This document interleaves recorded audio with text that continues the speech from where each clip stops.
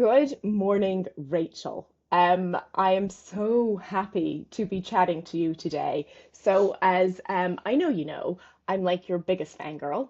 I listen all the time to your Teenagers Untangled podcast. I get all my top tips from there. And we obviously recorded an episode last year all around my work in relation to women work well-being, what's working, what needs to work better, etc. And I've got a whole bee in my bonnet for this year around the future of work and what that's going to look like in the digital age. But what I really wanted to unpick with you today, and it was inspired by some of your previous episodes, which I've loved, around kind of children and success and value setting and happiness. And this idea of happiness versus success, what really is it we want for our children? What do we want for ourselves? What should it look like? So it's kind of like a proper, deep and meaningful, I want to get in Yes. with you today. And yeah, you're kind of my ideal person to speak to about this. So I thought we could have a chat back and forth.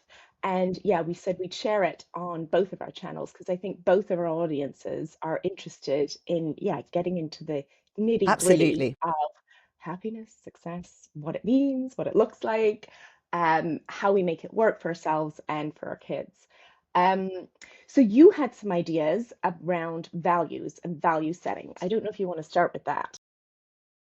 I love this question about happiness and success and how we define it. And I think we really should pay attention to it because the mood music in our family defines happiness and success. We as parents all want our kids to feel successful and happy, but we may not be giving the right information to our kids when we are talking generally about the way the world works and the way we think things work. And our kids are picking up on everything we say and we do. You know, it doesn't matter what we lecture them with, everything we're talking about in our whole family will infuse our kids with a sense of what that means. So our values and our understanding of our values really, really matters. So I always urge people to really get to grips with, you know, what are your values? How do you view happiness and success and what you want for your kids before you try and sort of convey it to them, because you may be giving the wrong messages. And the reason I say that, well, the reason I say that is because, you know, you listened to the Eliza Philby interview, which I thought was brilliant. And Eliza Philby wrote the book Inheritocracy. Mm, And she's a historian. And what she talked about was the way that things have changed. And we're all older. So we're sort of Gen X. And then we've got millennials who probably don't have teenagers right now. But, you know, we have a view of happiness and success that is quite possibly outdated. And part of that is because, you know, the things we used to judge as successful, so yes. having a good job, you're owning a house, you know, all those sort of work hard at school and then you get all of these things, they The don't really metric. work anymore.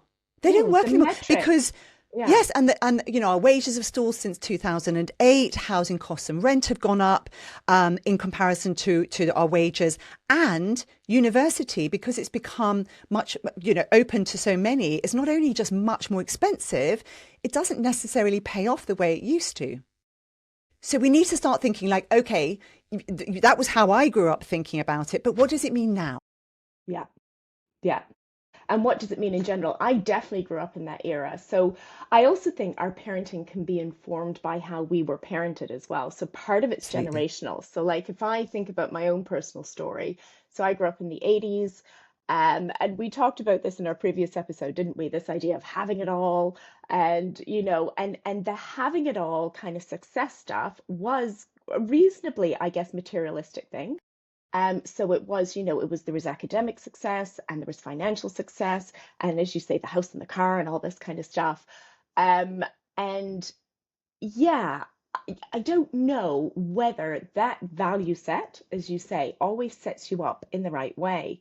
Um, and like, so if I look at my parents were teachers, and I also had, have you ever heard of this eldest girl thing that goes around? It's Of not course, yes, I've necessarily. done one on it. I've done an episode on the yes.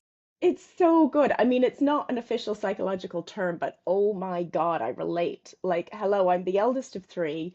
As I say, grew up in the 1980s with my parents were teachers, so this kind of prescription, which partly came from me, I think, in terms of my position in the family and eldest daughter, but success and therefore whether you're worthwhile and whether you're valuable can be kind of linked to how successful you are. And what is it, therefore, that we want for our kids, and how do we parent them so that we're not necessarily setting them up with this idea that unless you do tick, tick, tick, tick, tick, therefore you're not worthwhile, you're not valuable, or whatever. And it's interesting, I look at my husband's parenting style, and he talks about the fact his mum was very kind of laissez-faire, kind of, get on with it. If we trust you to go and do whatever you're going to do, kind of very kind of low expectations. And therefore, his parenting style is quite like that. They're going to do what they're going to do, leave them to it. None of this helicopter parenting, you know, rubbish. Um, and his brother, though, interestingly, will say stuff like, his brother wishes he was pushed more. It's funny to get this balance. So his brother will say stuff like, well, I wish mum and dad did push us more. I wish mum had made me, for instance, continue with piano lessons and not let me give them up. Um, so it's funny how parenting, it's such a mix, isn't it, of where we've come from, our value sets growing up and kind of what we grew up in. And I suppose what I've been trying to do is make sense of all this. So this is my kind of inheritance, so to speak, for as a, Gen X growing up in the 80s with this kind of prescription, was to then spend my life investigating, or then go on, having sold my businesses, reached burnout, all that kind of stuff, go on to do a PhD in well-being. So Yeah. I've then had this deep dive into, really, is it about success? What does success mean? What's the bigger picture? Actually, I want to understand what happiness looks like. And, when we say, what do we want for our kids? Isn't that what all parents typically say? I just want them to be happy. I mean, I Oh, don't know if you terrible have any burden. thoughts on that. Oh, it's a Also a terrible burden terrible to put on burden. kids. I want you to be Yes, happy.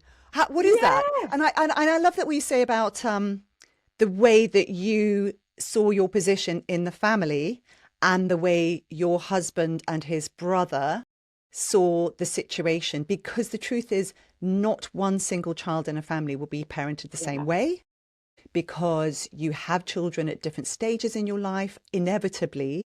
And the first child will have the weight of expectations, and you'll make all your mistakes with the first child as well. And, as they go through, quite often like the third, fourth child, they're just kind of, let's hope the dog doesn't get it. And it's just, you will be having a different relationship with those children.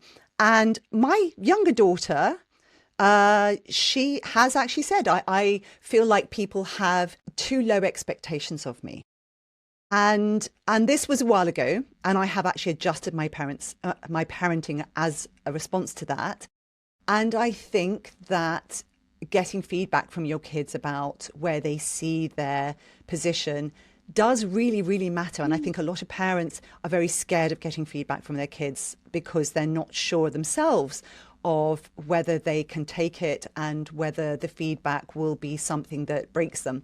And Mm, I think that kids, we need to understand what our kids need. And the reason for that is what happiness is, because happiness and success are entirely related to your sense of autonomy and your status and respect. And I say that because there were two people I interviewed. There's Ned Johnson, who wrote The Self-Driven Child, and then there's David Jager, who's one of the greatest social scientists working today. And he wrote Motivation 10 to 25, How to Motivate Young People. And this is a great book, even in the workplace. So I highly recommend it for anyone who's running teams. And both of them talk about the critical importance of autonomy, and that from the age of 10, or the onset of puberty, we need to feel like we're actually giving something to our community, that we're giving something back, that we matter. And Jennifer Brenny Wallace is bringing out a book this year, who I'm going to interview her. Hers is all about mattering. We're all circling around this whole thing that happiness and success is dependent on our sense of mattering. And status and respect is the same, it's kind of the same thing. Like, do I matter in society? And those old things I talked about, the Eliza Philby stuff, where she was saying that a lot of those things have gone, or they're going. which things? Well, things like being able to own a house. The material right? success. All these, yes, all those material sort of markers of success, which you could argue were ephemeral anyway. I mean, they buy you freedom to an extent, but they're actually all about sort of being able to mark your position in your group. There are other ways that we can measure our happiness and success, which are much more meaningful and much more. Um, they will last much longer. Yeah, because in the context of what Eliza Philby talks about and this idea of inheritocracy, she's basically saying the world has changed. And this kind of merit thing, where we grow up, you work hard, therefore you will achieve financial success, and therefore that's kind of the prescription, doesn't work anymore because just it's the economy. It's kind of not how it works nowadays. And actually, what we're finding is that people who have financial success tend to have inherited it. Yes. And the kind of drivers that we used to say in terms of do well in school, get good grades, get a good job, then you'll be fine. That's not really the formula anymore. That's kind of her in research and arguments, isn't it? So yeah, so what is it that we are saying to our kids? So this, all of what you've said there ties back entirely to my research. So in terms of the research I looked at, one of the professors that I quote, and again, I love his work, Professor Paul Dolan, if you dig deep into the literature and the academic literature around happiness and success, in terms of the definition of happiness, the academics kind of call it well-being. So what are we looking for in terms of well-being? But they use the term well-being interchangeably with happiness. And they say that well-being or happiness is defined as a combination of pleasure and purpose. And that's Dolan's definition. And there's lots of other ones that you can go into as well. And they bring different constructs in terms of, as you say, autonomy and various other things, environmental mastery and other things. But I really like that definition of saying it's pleasure and it's purpose. And the kind of terms they use, they say the pleasure part, they say is hedonic well-being. So hedonic, like we think about it, is this bit of joy. What you get pleasure from. Is it that ice cream? Is it that walk along the beach? Is it that chat with friends? Where'd you get your pleasure from, right? So pleasure is important. But then there's no point chasing a life of simply pleasure. Mhm. You also need the purpose. And without that balance of pleasure and purpose, it doesn't work. And again, the purpose, the term for that is eudaimonia. So you have hedonia and eudaimonia. And the eudaimonia piece of it is quite big, actually. It's not even just purpose. And it goes right back to Aristotle. And Aristotle talks about living a life, eudaimonia is living a life that is true to your sense of self, your values, your virtues, your purpose. And that ties in, doesn't it, beautifully with what we're talking about, in terms of, right, what is it we want for our kids? We can't just send them off into the world to go, be happy, right? Because as we know, life doesn't work like that. But then setting them up with this idea of go be successful and go earn a lot of money, that also is a recipe for disaster and unmet expectations and, pressure and all the rest of it. So how do we get under the nuance of what is it that we want them to do? And again, what do we want for ourselves as well? So this is what they say: a life that is a life well lived, where we are thriving and flourishing. And again, there's loads of research on this. There's a guy called Martin Seligman, who's a professor of positive psychology. So he's kind of the big, they call him the father of positive Yes, he's psychology, brilliant. actually, isn't he? And so like he's got loads of these well-being quizzes online if you ever look it up. And you can kind of really dig into all these different metrics around what it is we need for a good, flourishing life. And so I just found, yeah, I found that really, really interesting. And one of the other bits that I just loved that came out of this well-being research was this idea that some of happiness is actually we're predisposed to being kind of either a little bit more optimistic or not, but some of it is around our behaviors. And there are certain behaviors we can instill in our lives that will actually improve our happiness. So our happiness point um, isn't just necessarily set. We can do things that actively improve our lives. And So, I what sort just of love things the would you? research. Okay, so if we start with the genetic piece of it, so what's really interesting is around, depending on the study that you look at, it's between 30 to 50%. So a third to half of happiness, they're saying, is genetic, which I thought was quite interesting, Whoa. actually. Yes, and I keep asking my kids, are you a Tigger or an Eeyore? Yeah, yeah, yeah, Right? yeah. Yes, So yeah. you're either a little bit, so there's a gene called the 5-HTT gene, and you're actually predisposed to being, exactly as you say, a little bit Tigger, or a little bit more Eeyore. And that's kind of fixed, but it's not a fait accompli. And the wonderful bit is actually some of our happiness is around circumstances, and we can maybe talk about that in a bit as well, around money and time and all these different things, and where you live, and if you're married and if you have kids. Some of it's circumstances, but a minority of circumstances. Actually, a really big chunk of it then is around behaviors. And there's 10 specific behaviors, and I go into them in my book, Can Women Really Have It All? And I talk about these behaviors. I talk about them actually in relation to working mums, interestingly, but they're generic behaviors that they've defined in positive psychology around what can we do to increase our well-being in everyday life. So there's 10 of them. Do you want me to list them? Yeah. Yes, please. I'm Sure. desperate to hear them. On the edge of our seat. So they're under this mnemonic great dream. Okay, so the first one is about giving, which you alluded to earlier. So doing kind things for others, having part of a sense of community and community cohesion, doing to others and acts of kindness. There is loads of data on doing kind things for others actually reaps the benefits for ourselves. You could argue that it's almost a selfish thing to do kind other things for others because it Yes. makes you feel so good yourself. So giving is the first one. The second one is relating, so connection. So we are wired for connection, as the wonderful Brene Brown always talks about. This is how we've evolved. It's to do with safety, it's to do with community. We need other people. So positive relationships with others and actively developing them is the second thing. Exercising. So taking care of your body, eating well, exercising, looking after yourself physically. And again, there's really good neuroscientific evidence now that says that actually, if you make your body feel good, your mind will then feel good. So we used to think, you could think yourself into better well-being.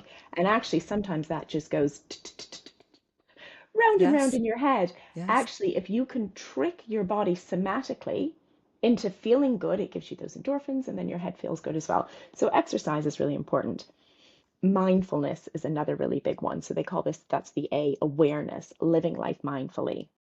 Trying out is the fifth one. So keep learning new things is really important. So again, staves off dementia, keeps us active, keeps us engaged. You get that little dopamine hit from trying something new and that sense of kind of satisfaction and learning and achievement. So trying new things is number five. Number six is direction. So actually having goals to set and to look forward to. And this ties into your purpose element of well-being as well. We say we have the pleasure and the purpose. The purpose bit is really important for us. And they do have to be, and again, we can go into this some more, but aligned goals that are aligned with you, your inherent skill sets, your inherent interests, and having something to kind of give you a direction and look forward to is really, really important.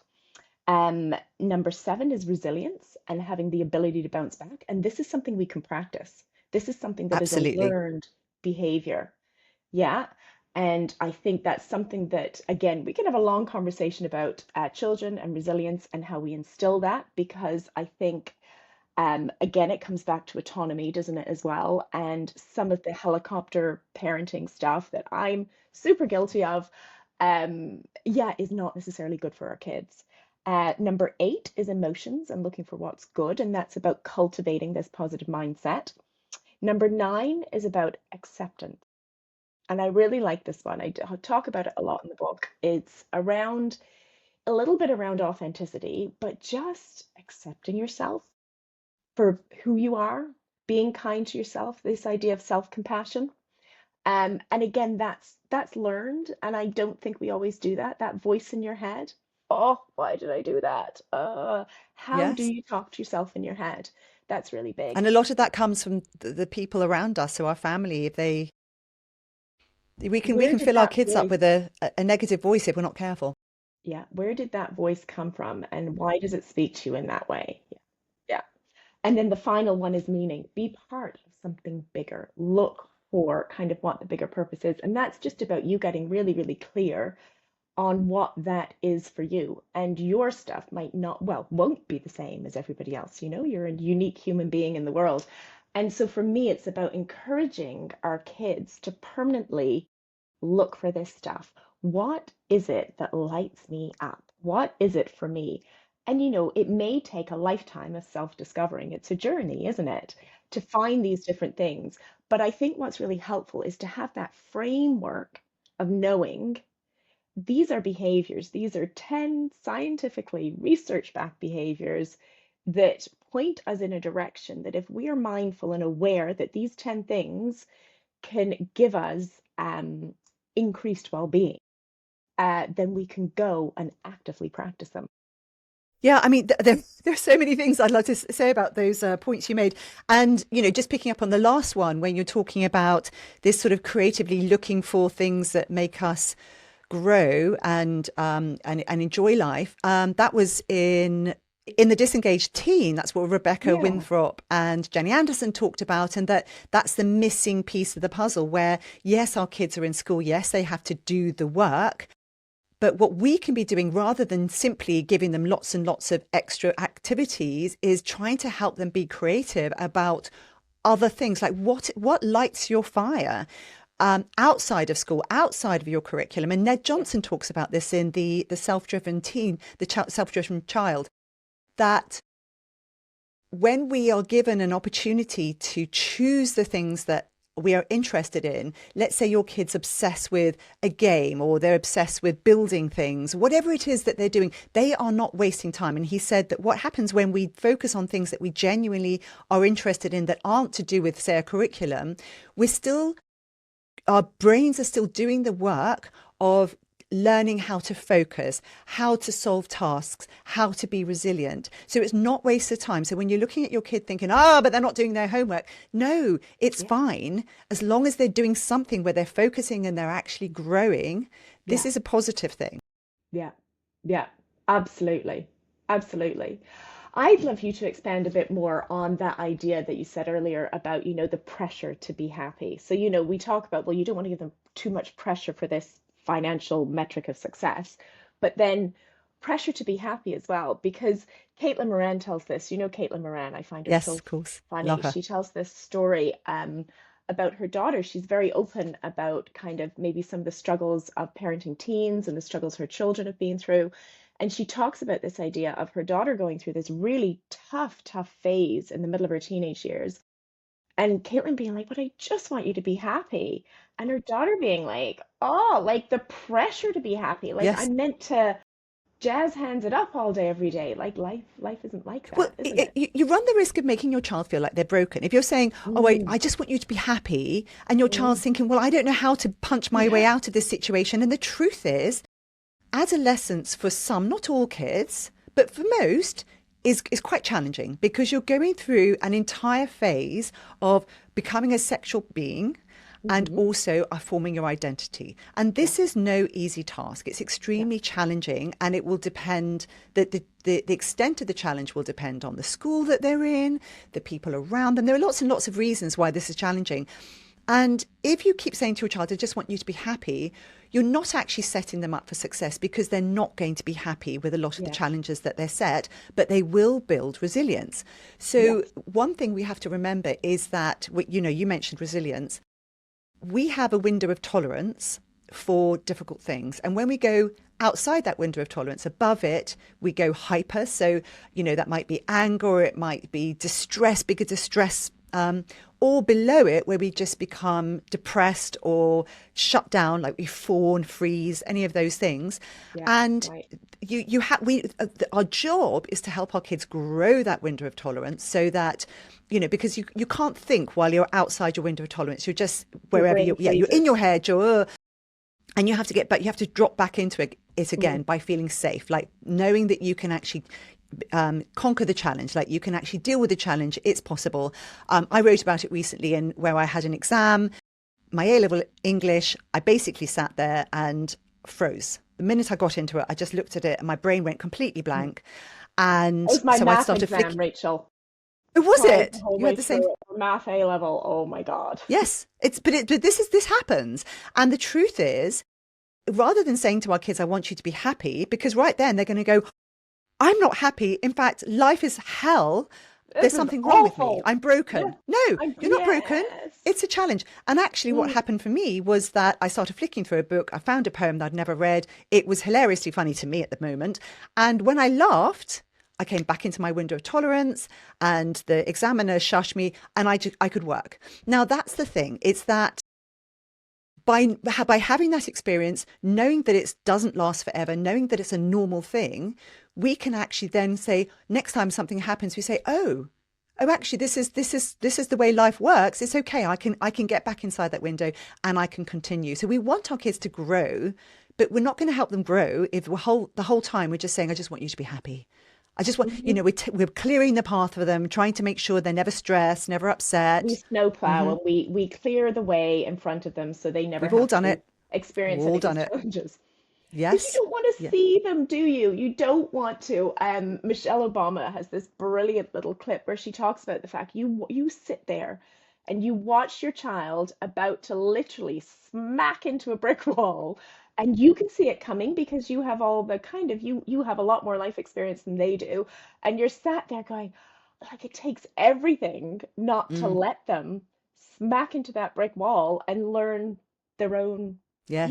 their own ways of dealing with it and their own lessons from that. It's Yes. really, I mean, parenting is It hard. is hard, but I think Yeah. part of this is when you come back to the things you've written about in your book, we as mothers or parents, we have to actually take ownership of our own feelings and our own emotion and understand that we're taking on more than we should. Yeah. We're taking on more of a burden. Every now and then I think, oh, I'm being a concierge. My kid can do. Like, the question is, can my child do this yet? And if they can't do it yet, what's the path to them being able to do it? And the reason this matters, it's not just about us reducing our own stress, because personally, I think we're all putting too much of a burden on ourselves by trying to take the weight off our kids, but also our kids grow every time they are confronted with a difficult situation.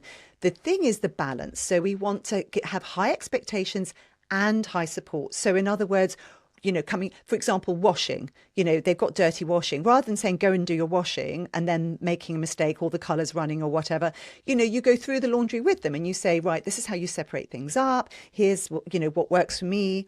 Do all your zips up, do the buttons up, blah, blah, blah. You take them through these stages. Don't expect them to get it right the very first time. But the fact is, if you either just hand them the washing or you keep doing it yourself, they're never going to grow. And Learn. each time they grow, they feel good about themselves. And I'm just going to mention a name Amazing. then. So I was doing an entire blog on having high expectations without piling on the pressure.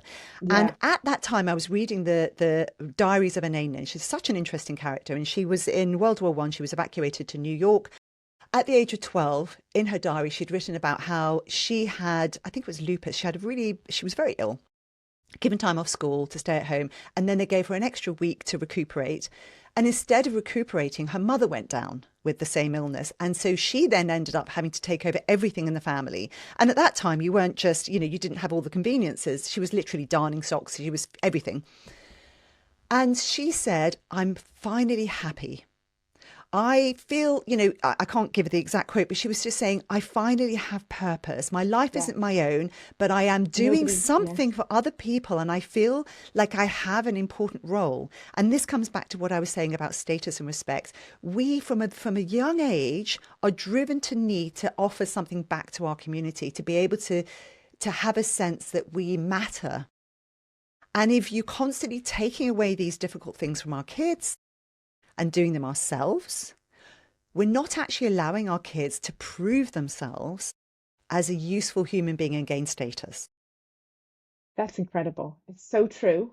It's so true. And so my research talked about this idea that, and I don't know where it comes from, but we know that parents today, mothers in particular, are doing double the amount of primary caregiving activities with their children than they were 50 years ago. And when they talk about primary caregiving, they're meaning things like, which is wonderful, reading to your children, active play, taking them to activities, this kind of scheduled, that kind of thing, not necessarily just the cooking and the cleaning and the laundry stuff, though that happens obviously too, the intensity of that. But yeah, so it's really interesting, isn't it? We've kind of, I don't know. Do you know where that comes from? This idea that culturally we're all doing it, and it's a difficult thing to get out of, I find, because if all your kids are doing 5 sports activities a week, so the kids are doing netball, and it then necessitates your whole weekend, Saturday and Sunday, driving your different kids to netball or football or hockey or whatever it might be for different matches.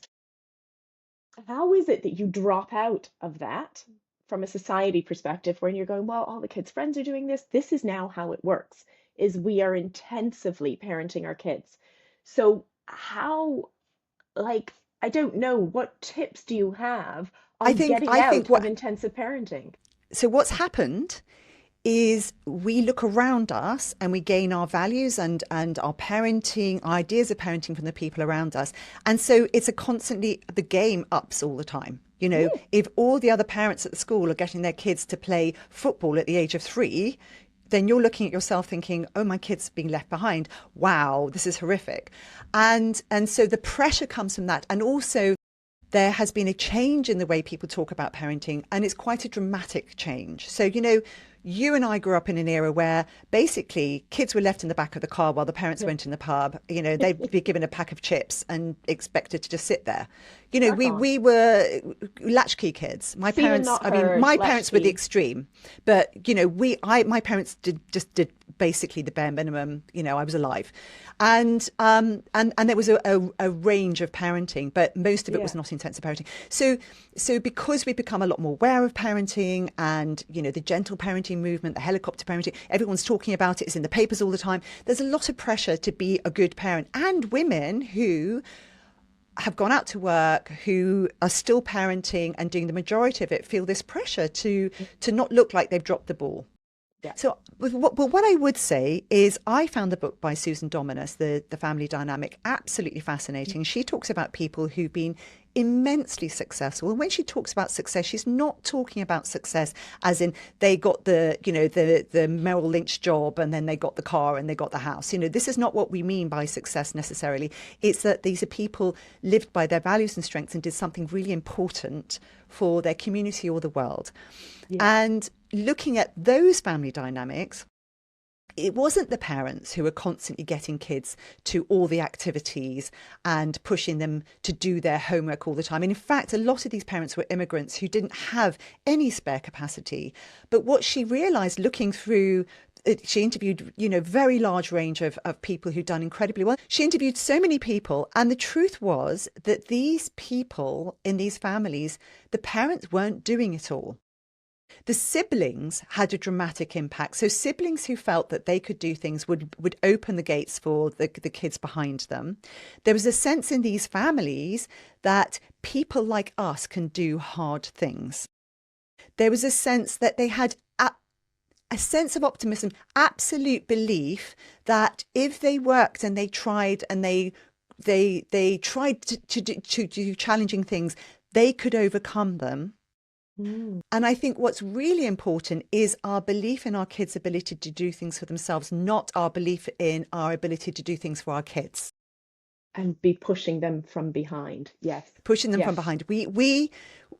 And so, yes, okay. So so Jennifer Brenny Wallace wrote a brilliant book called Never Enough, and which relates to what you're talking about, which is this intensive parenting that happens in probably middle to upper class families where they have a lot of resources. And because you have a lot of resources, you think, well, I just need to feed it all into my kids. You pay for the best education, pay for the best tutors, and she found in the research that she discovered that those kids had the same levels of stress and distress as Yeah. kids coming from very poor backgrounds, Crazy, because isn't it? they didn't have the coping skills. They felt enormous stress, and then they ended up on drugs, alcoholism. They relied on all these other things to get through the stressful situations they found themselves in. So a bit of neglect And so coming back to Susan Dominus's book, this idea that what you had was you had parents that fundamentally believed in their kids and their ability to do hard things, Yes. but they also allowed the community in. They allowed other people around them. They gathered people around them. So one of the families was I think it was a Chinese family who had a restaurant, and they were working all the time. The kids would come back and sit in the restaurant because they couldn't do anything else. They would have people in the community come and sit with their kids and tell them things and explain how to do things.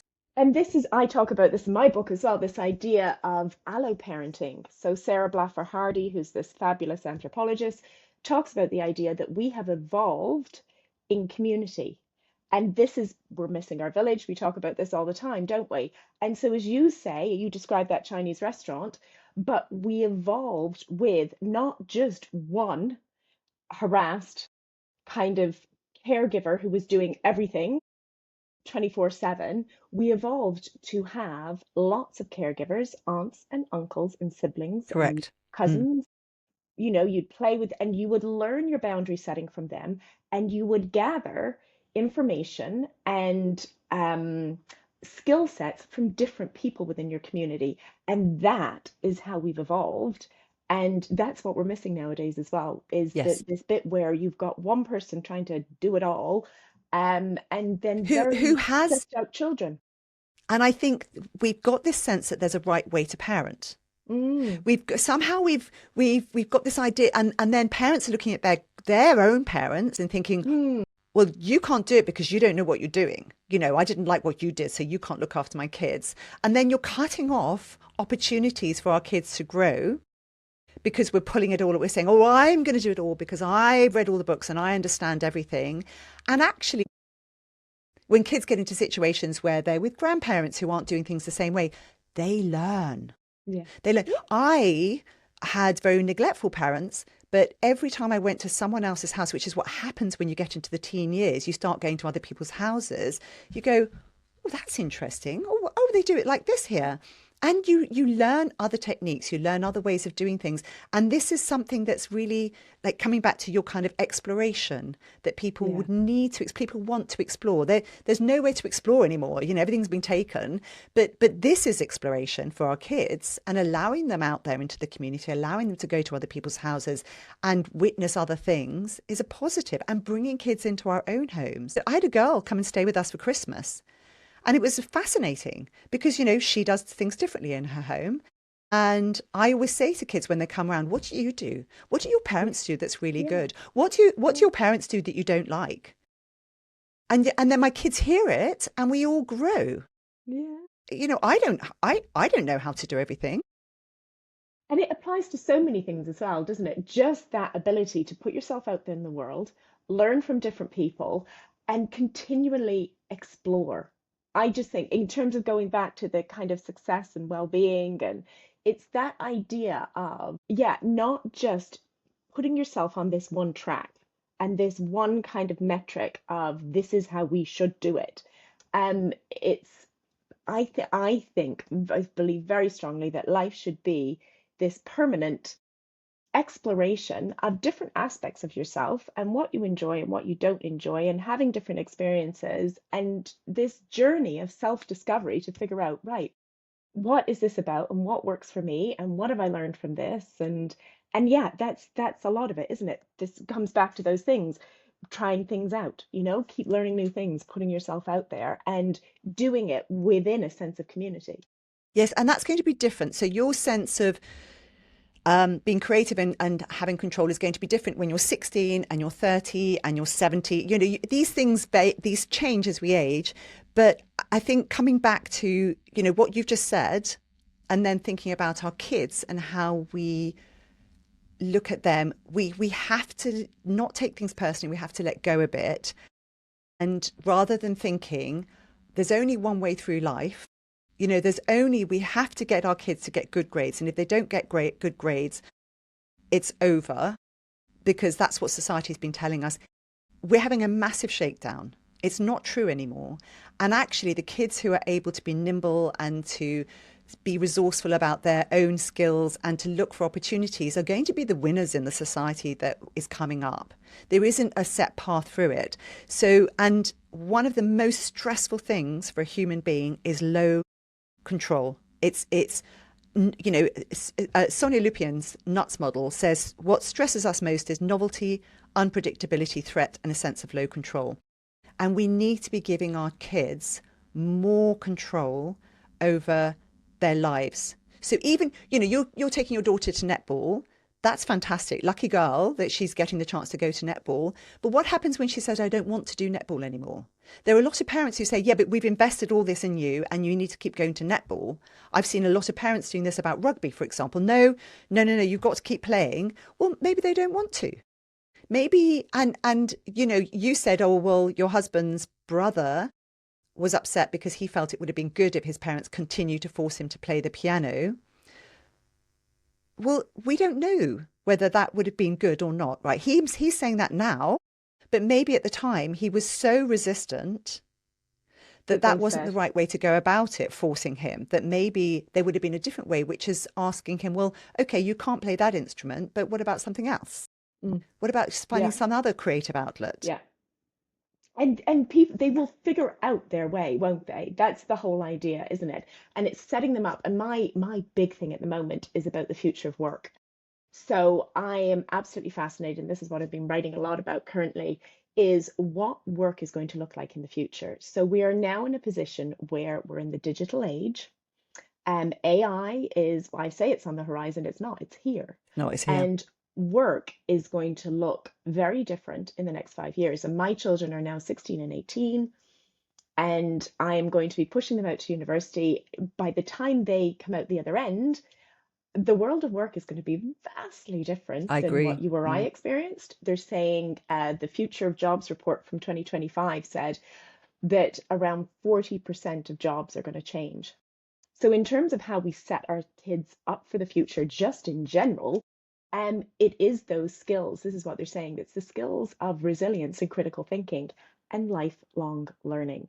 So, the idea that we can collect different skill sets throughout our lives and be able to apply them is absolutely going to be crucial for the future of work, for the future of being successful and having well-being and all these types of things. And coming back to your point about autonomy, that also is a thread that runs the whole way through my research. And it comes up time and time again. All these models of what good work looks like is around autonomy. We need a sense of agency around the purpose element of well-being. What is it that we're doing?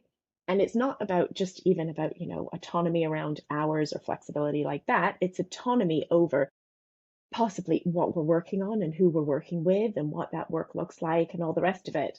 And work is going to have to look like that more in the future as well, because as I say, it's changing. And we're going to have to be adaptable. So I think that is a skill that sets you up for life, adaptability and resilience. And I think, if you talk about, as you say, the previous metrics of success, I think the other thing that I thought was really interesting that came out of my research were around these circumstances of well-being. So we talked about the idea that, what are the circumstances? So does money make you happy? Does time make you happy? Does being married make you happy? Does having children make you happy? And there's some really, pretty categorical research on that as well. So in terms of setting kids up for needing a lot of money, what's really fascinating out of the research is you don't need a lot of money to be happy. You do need to not live in poverty. You do need to not live beyond your means. But there's some really interesting research. I think one of the studies, which was a European study from a few years ago, said it was something like £25,000 a year, is above which people's happiness increased no further. There was an American study Which is about quite low. really low in terms of what you would think it might be. I needed to be a millionaire to be happy. There was an American study about 10 years ago. I think it was like £60,000 a year. In general, what we're saying is kind of the level of well-being. You do not need to be a millionaire. Some of these numbers you can take with a slight pinch of salt, but the general premise when you look at the data is, various studies will say to you, you don't need a lot of money to be happy. And after kind of a certain level of, say, baseline income, above that, happiness doesn't increase any further. What does make as much difference to happiness as money, though, interestingly, is time. And that is often what we're Yes. missing in today's society. So again, there's research that tells us that time is just as important as money for happiness. You And mean we having time to do other things having or enough time, having enough leisure time. So, and there's a sweet spot for this as well. So again, there was a study that said that less than 2 hours a day of free time, again, time to do what you want to do, makes you unhappy, but so does having more than 5 hours a day, ooh, interesting. isn't it? So there's a sweet spot there between kind of being productive, but then not so harried and kind of harassed. So time is important for well-being. Money is important for well-being, but above a certain amount, kind of it doesn't make you desperately happier.